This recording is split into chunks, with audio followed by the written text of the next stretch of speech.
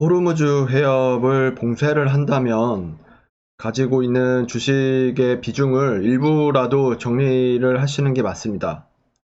안녕하세요. 100만원으로 1억 만들기를 도전하고 있는 평범한 직장인 주식 투자자 개포동 개미입니다.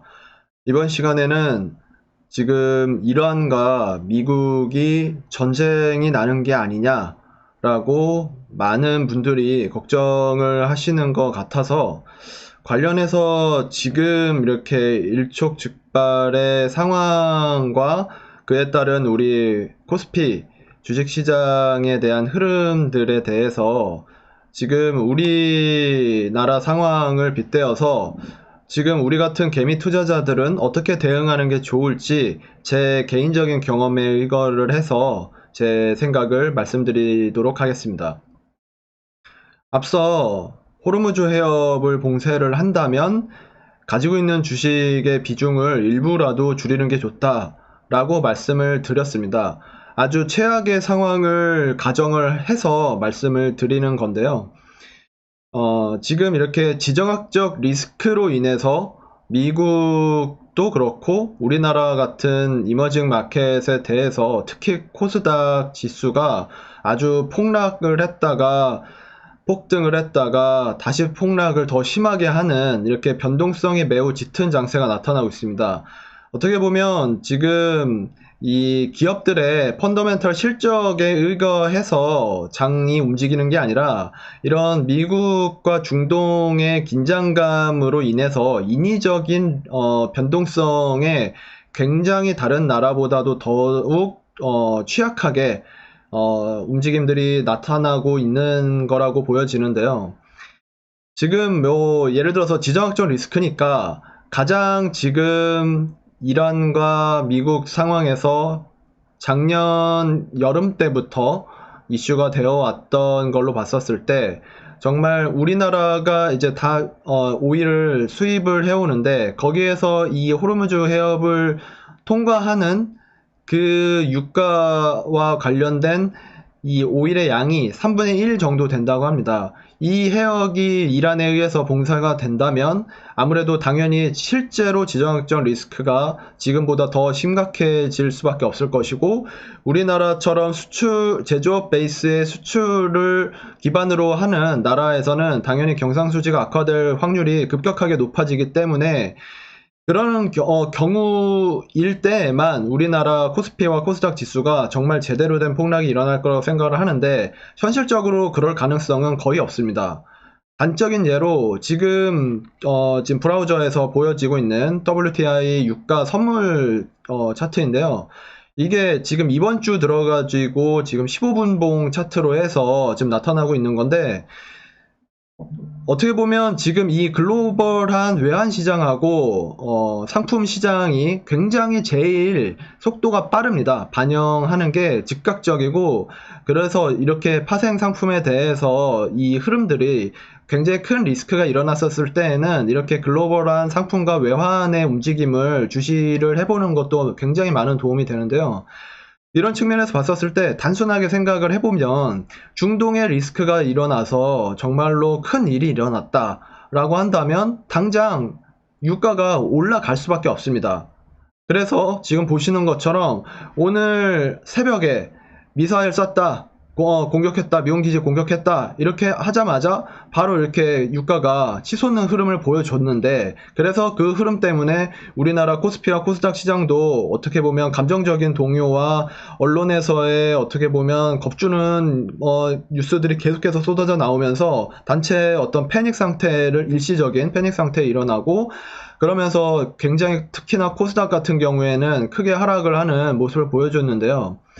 그런데 만약에 정말로 리스크가 심각하게 받아들였다면 이렇게 글로벌한 뭐 헤지펀드 트레이더들이 당연히 선물 시세를 조정을 단기간으로 하겠지만 계속해서 치솟아야 되는데 이렇게 잠깐 동안 오전 시간 동안에만 치솟았다가 바로 떨어졌다라고 봤었을 때에는 물론 지금 아직 10시밖에 안 됐으니까 이후에 트럼프가 뭐라고 연설을 하는지 그리고 나스닥과 다우 지수가 어떻게 흘러가는지를 보기는 해야겠으나 그래도 지금 이렇게 선물 지수의 움직임을 봤었을 때는 어떻게 말하면 이 이란하고 미국하고 짜고 치는 고스톱이다. 이렇게 볼 수도 있다라고 저는 생각을 합니다. 즉 굉장히 단기적인 이벤트일 뿐이고 이렇게 단기적인 이벤트가 필요했던 이유는 어떻게 보면 올해는 트럼프가 대선에서 반드시 승리를 해야 되는 입장으로서 얼마 전에 하원에서 탄핵하는 것이 통과가 됐었고 이런 불리한 국면을 타개하고자 그러면서 더더욱 약달러를 만들기 위해서 그리고 호르무즈 해협에 대해서 파병을 요청을 하고 뭐 굉장히 중동을 적극적으로 활용을 하려는 모습을 보여줬었을 때 어떻게 보면은 지금 뭐 미국 나스닥 같은 경우에도 굉장히 많이 오르긴 했는데 하락을 하기 위한 빌미로도 쓰기도 굉장히 적당하고 어떻게 보면 이렇게 러스트벨트들에 대한 유권자들의 집결을 내는 효과도 볼 수가 있고 뭐 정치적으로도 쓸 수 있는 카드가 너무나 좋은 카드이기 때문에 이러한 적절한 타이밍에 이러한 이슈를 의도적으로 만든 게 아닐까라고 생각을 하고 있습니다. 그렇다면 거기는 물론 이제 미국이 매우 중요합니다만 우리나라에 주로 투자를 하고 있는 우리 같은 개미 투자자들은 이럴 때 보통 어떻게 하는 게 좋을까요?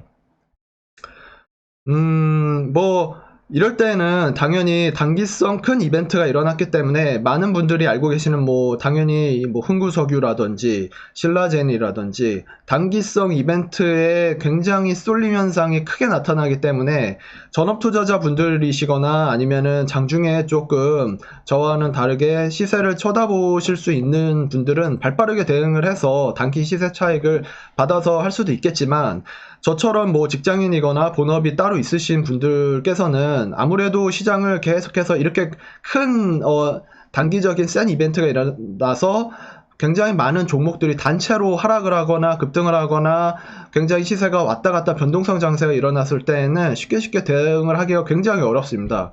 이럴 때에는 차라리 뭐 저도 그러고 하고 있지만 이런 부분은 단기적인 이벤트다라고 생각을 하고 지나갈 때까지 아무런 매매도 하지 않거나 말 그대로 관망을 하는 거죠. 관망을 하면서 다행스럽게도 이럴 때 현금 비중을 어느 정도 가져가신 분들이라면 굉장히 어떻게 보면 평소에 이거 사고 싶었는데 조정 안 하나? 이렇게 싶었던 아쉬웠던 종목들을 저가 매수할 수 있는 기회로 활용을 하신다면 굉장히 좋을 거다라고 생각을 합니다. 이런 일이 뭐 어떻게 보면 지금까지 뭐 저도 많이 경험을 하긴 했지만 비일비재합니다. 뭐 정말로 전쟁이 나든 아니면 뭐 예를 들어서 북한이 뭐 연평도 포격했을 때처럼 뭔가 전쟁 나나 보다 동원령 발생하는 거 아니냐 아니면 뭐 김정일이 죽었대 이제 체제 변화가 뭐 어떻게 되는 거 아니냐 뭐 이런 식의 빅 이벤트들도 많이 겪긴 했습니다만은 지나고 나면 결국에는 기업의 실적에 수렴을 해서 주가가 흘러가지 뭐 어떻게 됐다고 해서 뭐 나라 망한다듯이 뭐 모든 종목들이 다 떨어지거나 아니면 뭐 특정 뭐 섹터나 종목들이 무한정 계속 오르거나 그러지 않습니다. 절대로. 그런 어떤 징후가 발생이 되려면 당장 원달러 환율의 움직임이라든지 뭐 이런 크루드 오일 같은 선물 지수에 대한 굉장히 이런 것들이 훨씬 더 빠르게 반영이 되기 때문에 글로벌 자금도 훨씬 크고요. 여기서부터 어떤 징후가 나타나지 우리나라는 글로벌적인 측면에서 우리나라가 물론 대단한 나라긴 하지만 비중이 굉장히 작은 이머징 국가 중에 하나일 뿐이기 때문에 절대로 원웨이로 가지 않습니다. 그래서 어떻게 보면 여론에서 뉴스에서 계속 뭐 이제 이래야 된다 뭐 겁주고 뭐 올해 뭐 우리나라 망한다 이런 얘기들도 일각에서는 있는데 저는 의견이 굉장히 반대 입장인 사람이고요. 저는 사실 계속 영상에 대해서 좀 고민을 하면서 올해에 대한 전망은 삼성전자를 필두로 해서 대형주들이 굉장히 좋을 것이다. 그러면서 결국에는 코스피도 굉장히 좋은 방향으로 전개될 것이다.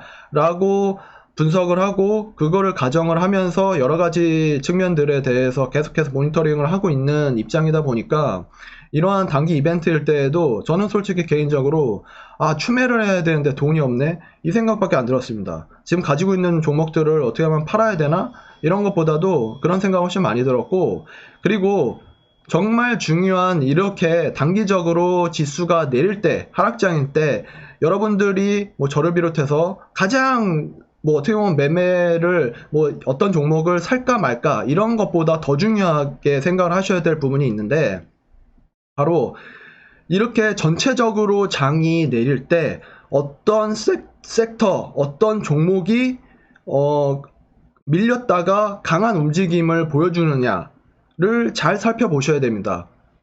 가령 뭐 최근이라고 하면은 한 2주에서 한 달 정도의 기준으로 놓고 봐서 최근에 반도체 종목들이 섹터가 굉장히 강한 흐름을 보여줬는데요. 아무래도 이러한 종목 섹터가 개별 장세 마냥 흘러갈 때 이렇게 하락 장세에서도 잘 버틸 수밖에 없습니다. 그럴 때 특히 어떤 종목들이 아침에 밀렸다가 다른 종목군들에 비해서 훨씬 터닝이 빠른지 이거를 잘 살피셨다가 이 종목에 대해서 비중 조절하시면서 조금 집중 투자를 하시게 된다면 단기던 아니면 분기 정도 수준의 약간의 장기적인 안목으로 봤었을 때 수익을 낼 확률을 굉장히 높일 수 있습니다. 예를 들어서 작년을 예를 들자면 작년 상반기에 5G 이 무선 장비주들이 굉장히 크게 시세를 줬는데, 어떻게 보면 작년 상반기에도 지수 흐름이 굉장히 변동성도 크고 이랬다 저랬다 왔다 갔다 많은 흐름들을 보여줬지만, 이럴 때 장이 나빠도 꼭 5G 섹터들은 굉장히 강했고 굉장히 폭등도 하는 모습들을 많이 보여줬습니다. 이렇게 주도하는 섹터와 종목들은 이러한 시장의 변화 흐름일 때 관찰을 하면 뚜렷하게 흐름을 눈치를 챌 수가 있는데요. 그런 의미에서 오늘 같은 경우에는 SK 하이닉스, 삼성전자 우선주, DB하이텍, 뭐 이러한 반도체와 관련된 종목들이, 특히나 삼성전자 같은 경우에는 실적이 영업이익이 반토막 났다라고 발표를 했음에도 불구하고, 물론 내일 옵션 만기일이라서 의도적으로 외인들이 매수세가 몰렸다라고 볼 수도 있겠지만, 그럼에도 불구하고 이러한 종목들이 굉장히 강한 흐름이 보였다라는 것을 잘 기억을 해두셨다가 이쪽 종목에 대해서 집중하는 전략을 보이시는 게 현명한 매매의 전략이라고 생각이 듭니다.